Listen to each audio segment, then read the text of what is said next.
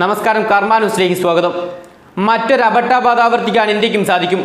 പാകിസ്ഥാനെതിരെ ആഞ്ഞടിച്ച് ജെയ്റ്റ്ലി.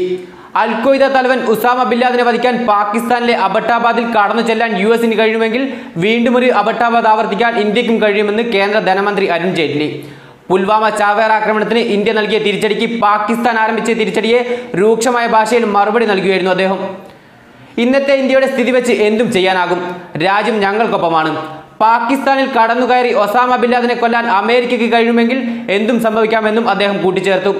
ഡൽഹിയിൽ മാധ്യമങ്ങളോട് സംസാരിക്കുകയായിരുന്നു അദ്ദേഹം. കേന്ദ്രമന്ത്രിമാരായ നിതിൻ ഗഡ്കരി, രവിശങ്കർ പ്രസാദ് എന്നിവരും ഒപ്പമുണ്ടായിരുന്നു.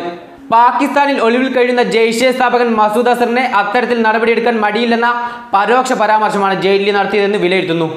അതേസമയം ഭീകരവാദത്തിനെതിരെ സുഷമ സ്വരാജും രംഗത്ത് വന്നിരുന്നു.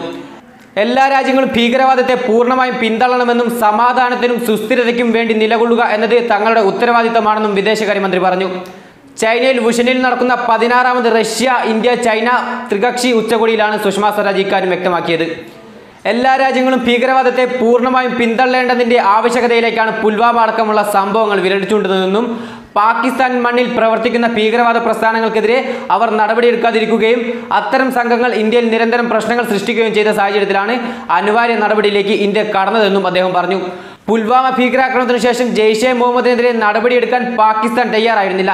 അന്താരാഷ്ട്ര സമൂഹത്തിന്റെ ആവർത്തിച്ചുള്ള ആവശ്യങ്ങളോട് മുഖം തിരിക്കുകയായിരുന്നു അവർ ചെയ്തതെന്നും സുഷമ സ്വരാജ് ഉച്ചകോടിയിൽ ആരോപിച്ചു. ന്യൂസ് ഡെസ്ക്, കർമ്മ ന്യൂസ്.